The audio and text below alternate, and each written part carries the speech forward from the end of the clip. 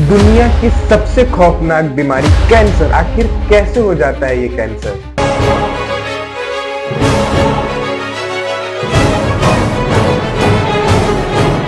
Cancer होने का सबसे बड़ा फैक्टर डेवलपिंग कंट्रीज में है। 20 to 25% की जो रेशियो है कैंसर की, वो इस डेवलपिंग कंट्रीज से होता है और उसका कारण है वायरसेस।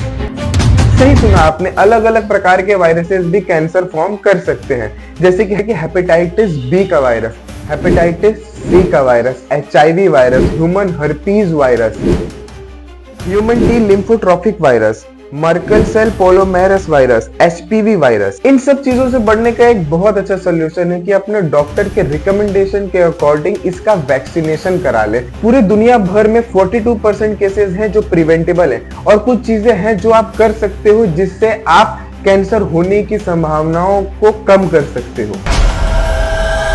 म्यूटेशन की वजह से किसी सेल के जीन डैमेज हो जाए और वो अनकंट्रोल तरीके से बढ़ने लगे या फैलने लगे, तो इसी प्रोसेस को, इसी ग्रोथ सेल को हम लोग कहते हैं कैंसर सेल।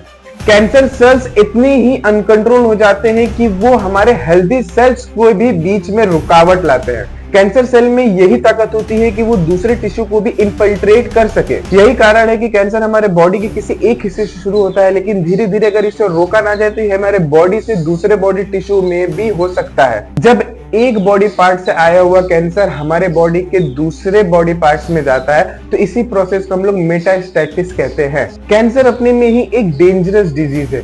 कैंसर के मोर देन 100 टाइप्स हैं। ये कहां से शुरू होता है, ये कैसे बढ़ता है, इसके अकॉर्डिंग इसके बहुत सारे टाइप्स हैं। आपकी बॉडी ना आपको पहले ही बता चुकी होती है कि हमारे बॉडी के साथ कुछ गलत हो रहा है, स्पेशली 20s के एज में। बहुत लोगों का तो स्टेज 0 भी चल रहा है, लेकिन उनको पता भी नहीं है कि वो अभी प्री कैंसर स्टेज में भी हैं। चलो इसके sign and symptoms, early sign and symptoms क्या होते हैं उसके बारे में जानते हैं। मुंह में कॉन्टिन्यूसली छाले आना, ये सही नहीं है।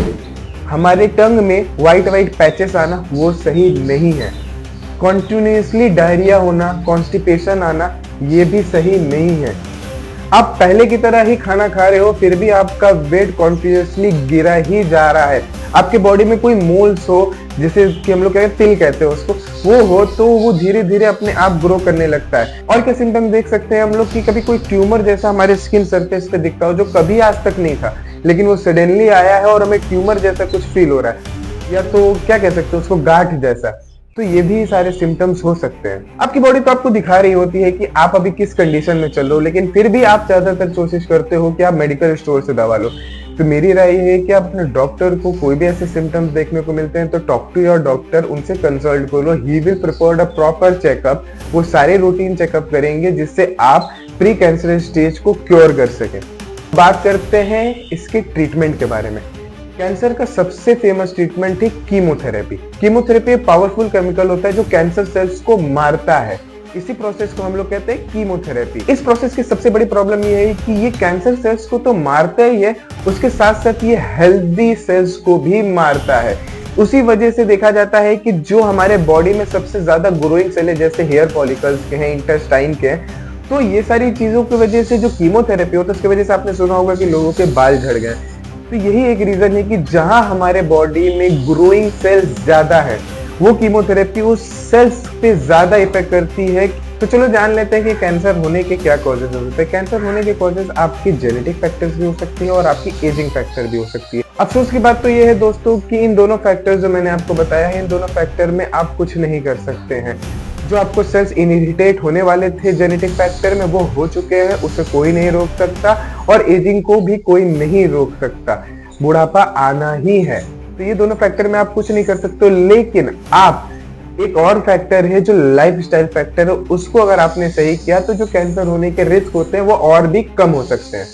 तकरीबन 19% जो केसेस होते हैं वो कैंसर के, वो स्मोकिंग की वजह से होते हैं। 5% अल्कोहल की वजह से होते हैं। 7.8% हमें कैंसर ओबेसिटी की वजह से होते हैं। तो अगर आपका मोटापा है तो आप उसको, वेट को मैनेज करो, एक हेल्दी डाइट और एक हेल्दी लाइफस्टाइल जियो। यूवी रेडिएशन से भी हमें कैंसर होता है। 4.7% है कि यूवी रेडिएशन से भी हमें कैंसर हो, तो वो बहुत ही हार्मफुल होती है। तो या तो कोशिश करो कि सनस्क्रीन लगा के बाहर निकलो, या तो ये कोशिश करो कि अपना सारे काम धूप में ना निकलने वाले हो। तो एक यूवी रेडिएशन भी एक फैक्टर है कैंसर होने का। और लास्टली तकरीबन 5% कैंसर होने के होते हैं जो हमारी पुअर डाइट होती है और फिजिकल इनएक्टिव होते हैं। तो अपनी डाइट को अच्छा रखो, फिजिकल एक्सरसाइज में ध्यान दो, हफ्ते में 5 दिन कसरत आप करो ही करो। तो अगर आपने अपने लाइफस्टाइल को अच्छा किया है तो जो आपको कैंसर होने की संभावना है वो बहुत ही कम हो सकती है। लाइफस्टाइल फैक्टर आप खुद से इंप्रूव कर सकते हो, लेकिन जो जीन से आपको मिल गया, जो एजिंग से मिल गया, इसके लिए आप कुछ भी नहीं कर सकते हो। तो स्टे हेल्दी, स्टे सेफ। मैंने और भी वीडियो फिजियोथेरेपी से रिलेटेड बनाई हुई है, उसको जा करके आप देखो, उसको देखो, अपने और दोस्तों को शेयर करो। मैंने एंकल स्ट्रेन हो तो क्या करना चाहिए, कपिंग थेरेपी आखिर क्या है, लोग आजकल कपिंग थेरेपी क्यों करा रही है, इतना ट्रेंडिंग में क्यों है, तो उसके क्या बेनिफिट है, उसके क्या साइड इफेक्ट्स है, तो मैंने ये लिंक दिया हुआ है डिस्क्रिप्शन में, उसको जा करके देखो। Stay healthy, stay safe. Thank you.